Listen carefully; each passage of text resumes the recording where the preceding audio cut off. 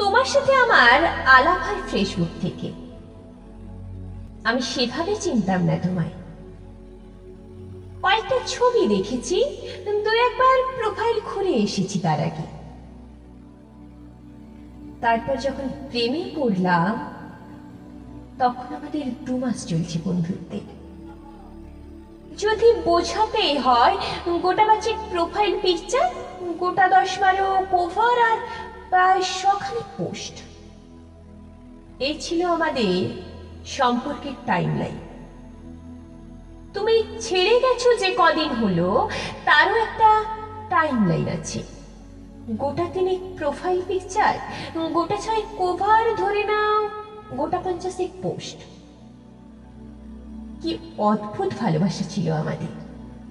ছেড়ে যাওয়া, থেকে যাওয়া টাইমলাইন সব কিরকম পাল্টে যায়। তারপর যেদিন আমি তোমার ব্লক লিস্টে যাই, সেদিন থেকে কত লেখা লিখেছি, কত পোস্ট শেয়ার করেছি। তুমি হয়তো দেখোইনি বা দেখেছো হয়তো বন্ধুদের প্রোফাইল থেকে। আচ্ছা, কখনো ভেবে দেখেছো একসময় কত পরিচিত ছিলাম আমরা, আর এখন আমরা চিনি না একে অপরকে। এই সুবিধাটা ফেসবুক আমাদের দিল।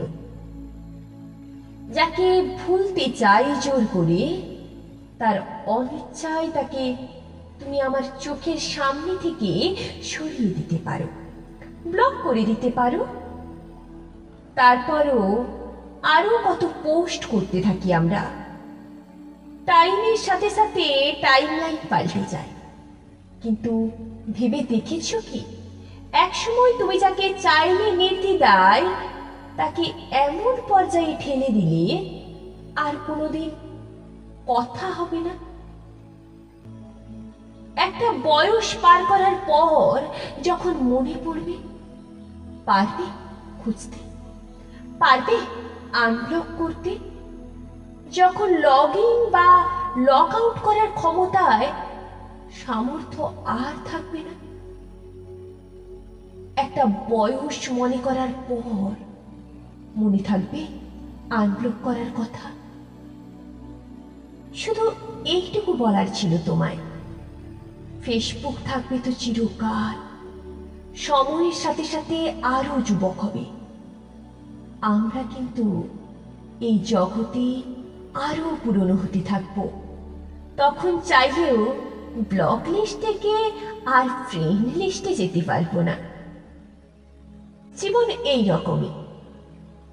ছেড়ে যাও যদি তুমি চাও, থেকে যাও যদি তুমি চাও, ভুলে যাও যদি তুমি চাও। মনে যদি থাকে, মনে থাকবে। জোর করে মুছে দিলে ফিরিয়ে আনা যায় না। একদিন সবাই পাসওয়ার্ড ভুলে যায়, তা জীবনের হোক বা ফেসবুকের। তখন কিন্তু চাইলেও আর ফিরিয়ে আনা যায় না। সম্পর্ক না থাক, সংযোগ যেন থেকে যায়, ওটা রাখতে হয়।